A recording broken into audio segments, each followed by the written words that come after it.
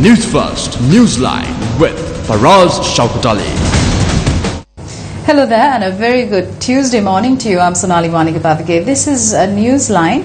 You're joining us live from our studios here in Colombo. We're here in our studios with the author of How Small Countries Can Compete and Grow, a Case for Sri Lanka. He's Roshanga Wickramasinghe. Good morning to you, Roshanga. Good morning, Sonali, and thank you for having me on. Thank you for joining us. Roshanga, what is this book all about? Sonali, the book is about small countries. Basically, small countries have a unique set of problems when it comes to their own development because of the size and various things. So this book has been written in that perspective, but tailor-made or customized to the Sri Lankan situation. So the book deals with global issues as well as very specific issues pertaining to Sri Lanka. What are the unique issues faced by a country such as Sri Lanka? The obvious thing is we are a small country in terms of our geographic footprint. In addition, we tend to have a small population.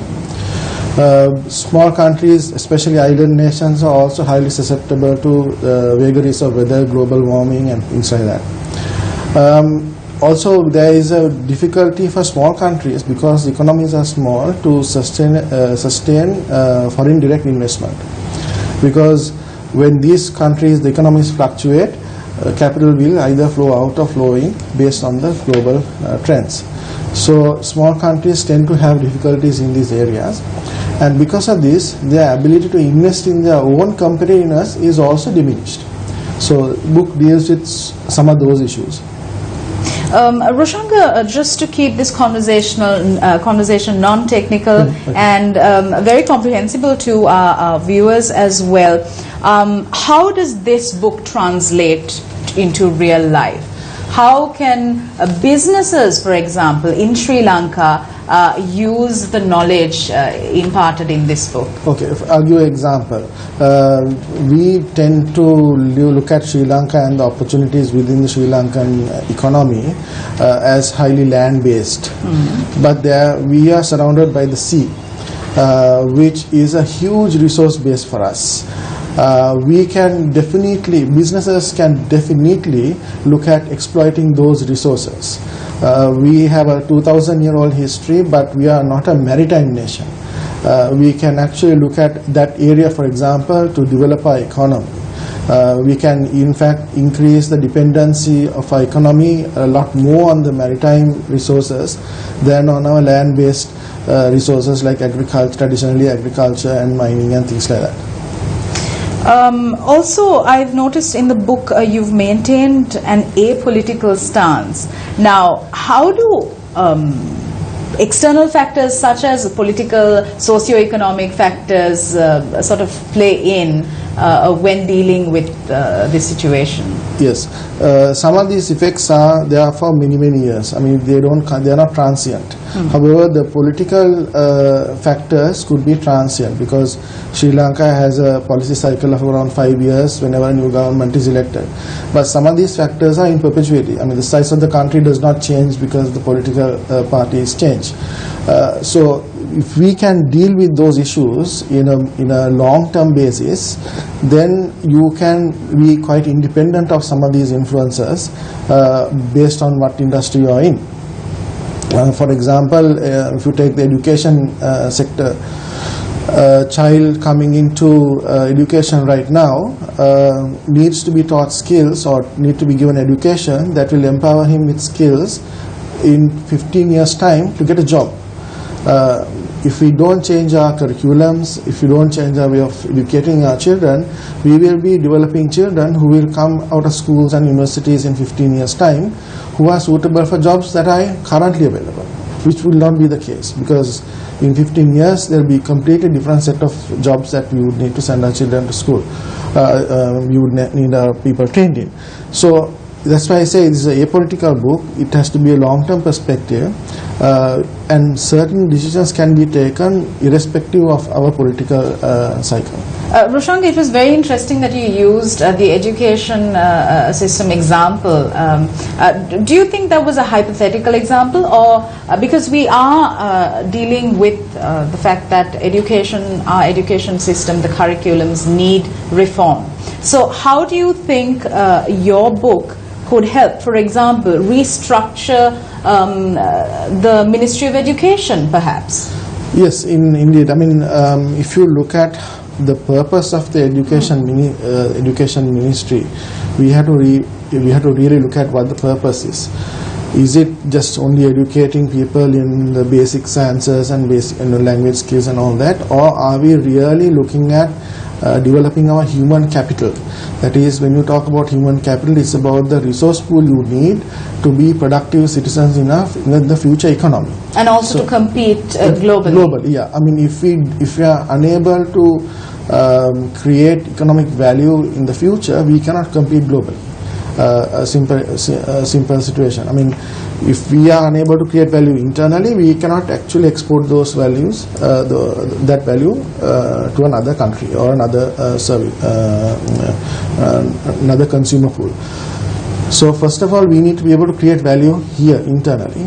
Only then we can be competitive globally. So how do you propose to do that? We need to look at the kind of skills that are required for our workforce in, say, in 10 years time, or in 15 years time, or in 20 years time, and then work back and see what skills you need to start building from, say, grade 5 or grade 6 or whatever, and then you keep on building those skills so that when people come out into the workforce, they are able to take up those jobs and also to compete globally.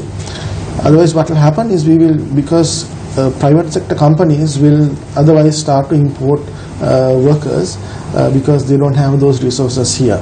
So we will be stuck with all the menial tasks, and the experts will be taken from other economies because we don't have the people here locally. So sounds like rather a tedious process, but we do have the experts in Sri Lanka itself to manage this, don't we? Certainly. I think there are enough people within the ministries itself who know about this and who can actually do this. Of course, there are also external consultants like me who can actually help them do this. Also, I'm pretty sure that the people within the department itself are quite capable of doing this. Not only in the Ministry of Education, but also in other ministries as well, like health and maybe even the transport sector is another good example where we need to really, change the way we are doing things right now. All right, we are in conversation with Roshanga Wickramasinghe, the author of How Small Countries Can Compete and Grow, a Case for Sri Lanka. We're going for a short break. We'll be right back. Welcome back. If you're just joining us, we're in conversation with Roshanga Wickramasinghe, who's a management consultant and the author of How Small Countries Can Compete and Grow, a Case for Sri Lanka. Roshanga, I noticed that in one of the chapters you mentioned the geographical position of Sri Lanka. Sri Lanka is rather strategically located. Have we been able to fully exploit and take advantage of our strategic location? Well, Sonali, we have been talking about this geographic position of our country for many years. However, I think we still haven't exploited this fact to its full potential. How does one go about doing that? We need to have the right infrastructure in place for this exploitation of this geographical position. The ports, the airports, and not only that, there has to be an interconnectivity between these infrastructure. For example, somebody who sends cargo here should be able to route it to some other place. So we need that connectivity. A passenger who disembarks in Colombo should be able to go to another destination. So we need the air connectivity. So until we get that connectivity, the hub, we call it a hub. What people don't realize is a hub is only as valuable as the number of spokes it connects to. We can't be a hub by itself. Nobody will come here unless we have the connectivity. For example, if you take the aviation industry, we have virtually no connections with the African continent. So nobody going to or coming from Africa is going through Sri Lanka. So that part of it is completely, not exploited. For example, even Southeast Asia, nobody traveling from Europe or Middle East or Northern Africa is going through Sri Lanka because there is no connectivity. They would go through either Singapore or they would fly over Sri Lanka via Dubai. So if we want to really make use of the hub, then we must work hard. Our ministries, our externally focused ministries must work hard in getting these connections, because for aircraft to fly in, we have to have air service agreements signed with other countries. Similar agreements have to be signed with other nations in terms of using our ports, facilities. So those have to be done first. Otherwise, what happens is that we are only talking about it and we assume that just because we are there, people will come. No, it doesn't happen that way. For the private sector to exploit it, that air service agreements and things like that has to be in place. I must say that in terms of our shipping, it has progressed a lot further than our aviation industry. So until we have this and the interconnectivity, you should be able to go between the airport and the port, and between airports and between ports, not only with people but goods. We have to be able to take them around there very fast. So we need access from port to the airport and between the airports and between the ports. Rapid access between these infrastructure. Otherwise, of course, having standalone infrastructure all over the country without it being connected is not going to work. So Sri Lanka is currently in an era of accelerated development, with several large-scale mega projects being launched. How does this impinge on what you just said? Yeah, classic example is the Colombo port. The Colombo port is not connected to our motorways. You cannot, you have to go through the city in the height of traffic to get onto any of the motorways. Or we call it expressways here. So the whole purpose of having it is lost if you don't have that access. For example, right now we can get from the airport onto the expressway, but from there you cannot still connect onto the southern expressway because there's a link missing.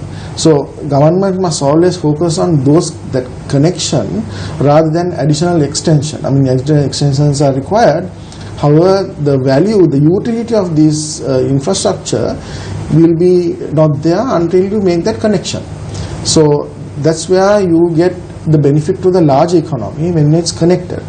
Of course, adding on the northern expressway and the central expressway will also bring in additional efficiencies because we save time. However, how many of those you connect without having that last mile connection to the ports and the airports is of no use, because you then end up spending a similar amount of time. Anybody who uses a southern expressway knows that you can come from Galle to Kottawa in 1 hour, and from Kottawa to get to Colombo it will take you 1.5 hours. So it really doesn't make sense. So you need to have the access built in such a way that you can actually make use of the infrastructure. Roshanga, is there something as too much development? There can be.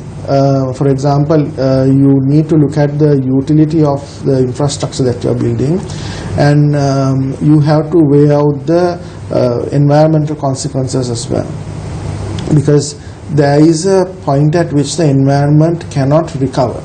So any development that goes beyond a particular point where the environment itself cannot recover is not good for us, because it will create more additional problems than what it solves. So any development, there is an environmental impact, but it has to be balanced so that we get the benefit of the infrastructure development, but also we don't harm the environment beyond its ability to recover. Then we lose out on that as well. So it has to be a balance. And then the utility, because if people are not using it, then of course there is no point in building infrastructure, because it's a waste of money. So all of these mega projects also involve environment impact assessment to be carried out. Yeah. So are you saying that it's insufficient, or? No, it's a balance. You see, you cannot, even if you build a house, there is an impact on its immediate environment. You'll have to cut down trees, and the animals that are living on the trees will get, all that, they'll get disrupted and all that. So it's balancing out competing interests. Exactly. So you cannot have development without having an impact on the environment, but it's about balancing. Let's also talk about external competitiveness. Sri Lanka has to not only compete within the country but also on a global platform. How do these external factors really come into play, and how does Sri Lanka as a small nation compete effectively? So one of the major things that we can actually look at is, right now Sri Lanka is well known for its exports. So we will either sell agricultural products like tea, rubber, coconut, or we will do basic manufacturing of garments and things like that. However, we need to go into industries where we go into knowledge-based industries. Sure. Because we have a small resource pool, small population, so we need to get the maximum out of those people, so we need to move into that. In addition, since we are approaching full employment, we need to now look at transforming our economy onto an efficiency-based economy, so that we will be more competitive. Yes, our labor cost may go up, but because of the efficiencies and productivity gains, we will still be competitive externally. So that requires significant investment in training and development of staff, and moving into a culture of pay for performance, which doesn't really exist, especially in the government sector. That does not exist. In most private companies, they are now transitioning slowly into a pay for performance kind of at least the annual increments and their bonuses. They are slowly moving into that area. However, we as a nation must move into a pay for performance culture, both in the private sector and in the public sector, for us to gain that efficiencies and productivity, so that we will be competitive both internally as well as externally. Roshanga, most of our foreign income comes in from our migrant workers overseas, and you spoke about the importance of making sure that Sri Lanka is a knowledge-based economy. How do you see this aspect? Here too, Sonali, the current labor force that is out there is mainly a low-skilled labor force. So if we have the right training and development here, the right education system here, we can still export labor, but knowledge workers, skilled workers, who will earn a much higher premium, and who will then we will get more inward remittance. Right now we are mainly exporting unskilled labor, which has caused quite a social problem as well. Yes, because to the families of these mainly women, as well as to the country, the economy. So how do we the tragedy is that when the mother goes out, then sometimes the education of the children suffer terribly. So we have to look at a policy where we wean ourselves off sending especially mothers overseas, and we somehow allocate enough resources to get those kids educated in the right fields, so that they become productive in the future economy.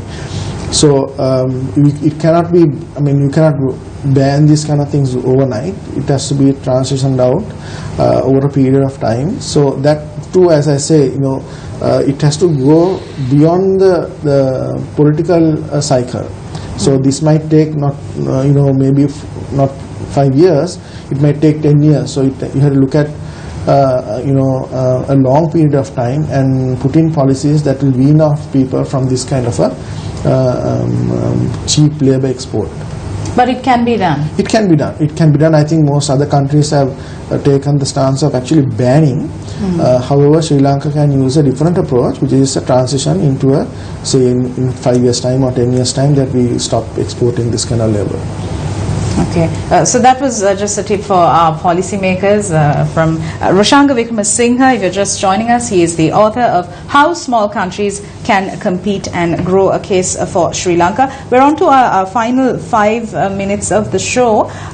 So I'll also ask you about the importance of global warming, climate change in this entire scenario? Because just a few days ago we saw how the US President Donald J. Trump had cut provisions in the budget for energy research, environmental research, and a host of other energy-based sort of areas. Right. In fact, I have dedicated a chapter towards climate change in this book.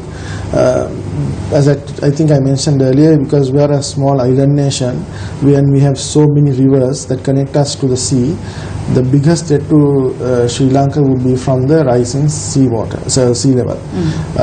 And when that happens, of course, you will have the salinization of the river basins. That will completely destroy our ability to grow food. I think in the history there has been a situation where I think Uttarajavela, that whole area had got the water had got contaminated from seawater, and I think in several instances we have had the situation where the Kalini River there had been some salination in the Kalini River. So we need to guard ourselves against this, and the best way, the current technology that is available is to go for a lock and dam system where you block the sea but give access to transportation and wildlife migration through having a lock and dam system to prevent this. So I think we can you elaborate on that? Right. Basically, it's a situation where you have different levels, like what you have in the Panama Canal and the Suez Canal. It's a lock and a dam where you can artificially raise the level of water, but having a barrier, and then allowing only that water to be mixed with the water on the other side of the barrier. So that way you can actually limit the salination. So these kind of technologies, I'm pretty sure our irrigation department and folks in such ministries would know how to do this. Of course, there are international agencies that can help us in getting the knowledge and the technology transferred here. We should look at that. And I don't think we have really taken into consideration the threat that it poses to our agriculture, because once it gets into the river system, even our drinking water can get contaminated. So we need to take precautions before it happens, because once it happens, then it will be a lot more expensive to deal with it than taking the precaution right now. So climate change is going to affect us basically through the sea water rise, and also vagaries of weather. So our food growing patterns may have to be changed because the weather patterns keep on changing. So that might be another issue for a small country like this, where our cost of production will still rise because also our plot sizes are very small. The amount of land that average farmer would cultivate is very small, whereas in other countries the plot sizes are much larger. So he has economies of scale, whereas in Sri Lanka our farmers don't have that luxury, because we grow our food in much smaller plots of land. So one way of looking at that is to allow the merger of farmlands to create bigger farms, like a cooperative, and then get the economies of scale. My final question to you, Roshanga, what can the policymakers in Sri Lanka take from your book, right, how small countries can compete and grow, and how can Sri Lanka move towards an era of real development? Right. In terms of policymakers, I suppose if they do read the book, they can. I do touch upon certain areas where policies can be looked at. They don't have to actually. I'm not prescribing my ideas for them to adopt them directly, but they can of course use those ideas and come up with policies that are actually acceptable to the wider public and to their political masters as well.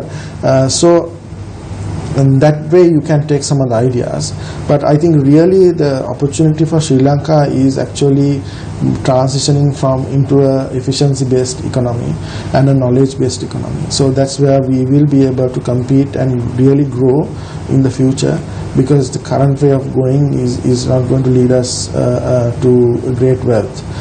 because we are just, we are either growing and selling, or we are selling our people, because there is a limit to what that we can do. So the only way to come out of it is actually to do the producing and manufacturing what we are doing highly efficiently, and also to get our workers into the knowledge worker category where we can demand a premium for their services. Thank you very much, Roshanga Wickramasinghe, for joining us on this edition of Newsline. We'll see you again tomorrow at 7 a.m. from Newsline. Have a great day ahead.